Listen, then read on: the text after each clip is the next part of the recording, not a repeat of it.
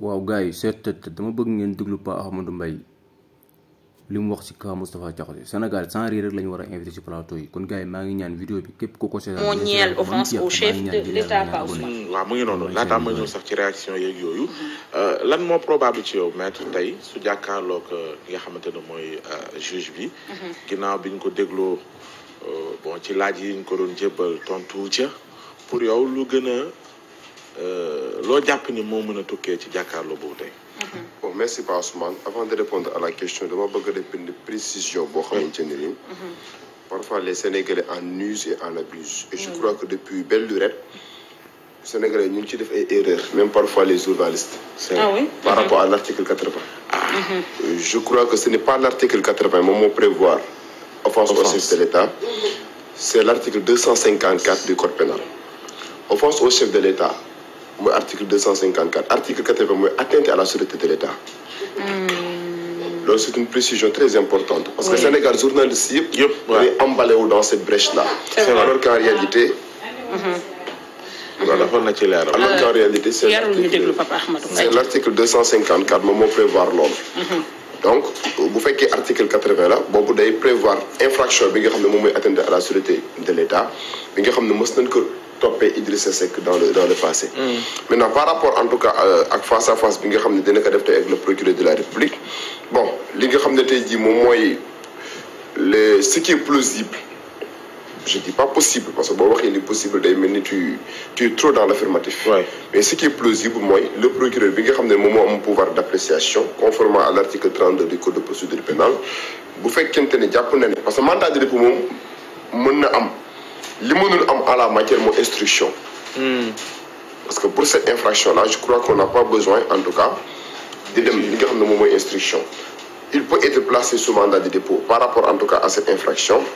Mën ko placer sous mandat de dépôt, le procureur mën na organiser rapidement li nga xam ne moom mooy la procédure de flagrance 2 à 3 jours wala peut-être fii ak une semaine ñu yóbbu ko devant le tribunal des flagrants délits pour être jugé. Donc je crois que en la matière il n'est pas en tout cas opportun d'aller vers une instruction préparatoire. Parce que l'infraction n'est pas d'une certaine gravité. Même vous faites qu'un ça demeure une infraction réprimée par les dispositions de l'article 254. Bi nga xam ne dané képp koo xamante ne tey jii tenir nga ay propos yoo xam ne dafa xotti wor ba ki nga xam ne moom mooy le président de la République mën nañ la tëj 6 mois à 2 ans. Amende bi mën na nekk 100 000 francs ba 1 500 000 nga dem ci alinéa 2 bi. mu ne même peine bi dañ koy teg ki nga xamante ne tey jii nii dafa xotti wor mooy toute personne boo xam ne day incarner tout ou partie des prérogatives du président de la République. Et cette personne-là peut être le premier ministre du Sénégal. Moi, article 254, dafa def alinéa premier bi dafa réprimer offense au chef de l'État, le président de la République. Nga dem ci alinéa 2 bi mu ne bu fekkente ne même fait yi dafa concerner une personne boo xam ne day exercer tout ou partie des prérogatives du président de la République, tu tomberas aussi sous le coup de la même loi. Et article aussi dafa préciser ne bu fekkente ne infraction bi da nga ko commettre par tout moyen de diffusion publique. Donc l'article 248 wax. Et je crois que à la matière. bëgguma la xëccal micro bi mu jóge ci yow parce que li ngay wax dafa am solo. Comme ça dégg-dégg bi gën a.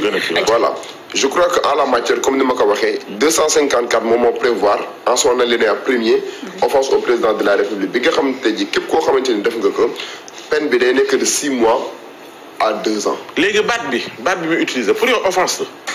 Oui. Parce que boo interroger li nga xam ne moom mooy lexique bi. boo defee le mot guignafier da lay indil quelqu'un qui n'est bon en rien. Un bon en rien. Et que nag quand tu t'adresses en tout cas au président de la République koo xam ne amul njëriñ koo xam ne tekkiwul dara une personne sans valeur.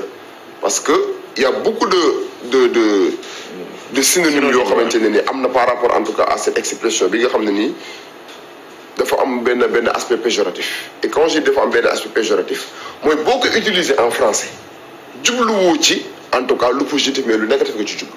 Et à partir du moment où utiliser nga le mot guignafier d'un point de vue péjoratif liñ ci jublu nekkul lu positif mais tu tombes sous le coup de la loi pénale. Maintenant les langues se délient présentement parce que am na ñoo xam ne jàpp nañ ne nekkul leen loo xam ne war na mën a nécessité. en tout cas ñu woolu ko ba war ko ci yóbbu fi nga xam ne tey jii moom mooy tribunal. mais moi je pense que c'est un mot boo xamante ne tey jii boo interroger en tout cas les lexiques signification bi nga xam ne mën na ko am.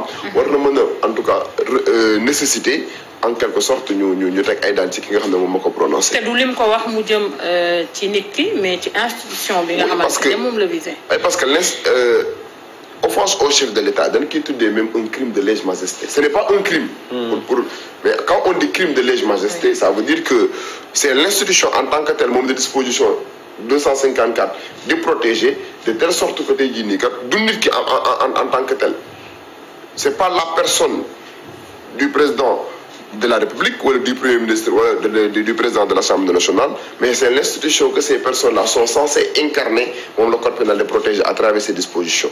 Et je crois que, moi, il m'a dit, même si vous avez une infraction d'une certaine gravité, ce que am dal moy bu jakarlo ak le procureur de la République bu mbété ken ñu placer ko sous mandat de dépôt et après ce placement sous mandat de dépôt le procureur a la possibilité en tout cas d'activer la procédure de flagrance pour qu'il soit jugé rapidement. Bu ñu déssé ci protocole bi ak constat bi def lu baax la ñu bayé ko xel que ni ci protocole président de la République président de l'Assemblée nationale le premier ministre soo ci tegu. Oui, d'un point de vue protocolaire là je suis d'accord war nañoo revoir li nga xam ne moom mooy protocole bi def de telle sorte que en tout cas disposition bi nga xam ne moom moo war a am le président de la République jiitu le président de l'Assemblée nationale topp ci le premier ministre de ñëw en dernier lieu.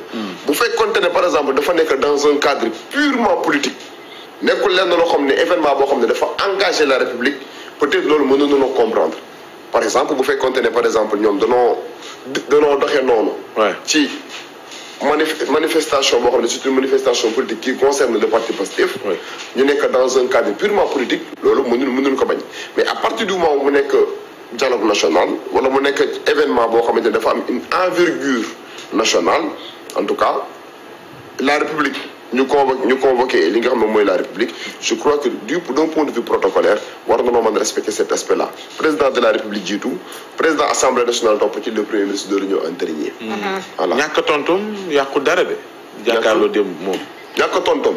oui mais parce que quand on est poursuivi au pénal on a le droit de garder le silence mais boo garder le silence nga bañ na doo wax mënul nekk tey jii nii kat un obstacle en tout cas pour la continuité de la procédure léegi tey jii bu fekkente ne par exemple da nga garder le silence nga bañ na tey jii ni doo wax mais les enquêteurs dañuy prendre acte de ce refus délibéré en tout cas de parler du dossier et bu boobaa li nga xam ne moom mooy la conséquence de droit mooy dinañ def seen procès verbal constater li nga xam ne moom mooy ce silence renvoyer la fi nga xam ne moom mooy tribunal pour être jugé. dinaa ñëw ci réaction yi rawatina ku mel ni forum du justiciable Babacar Ba. mi ci àddu Salma xam naa ni dina la intérêt aussi ci réaction ku mel ni Alioune Tine duñ ko fi dalalee yàggut mais déjà ci cas bi lan moo ci sa compréhension.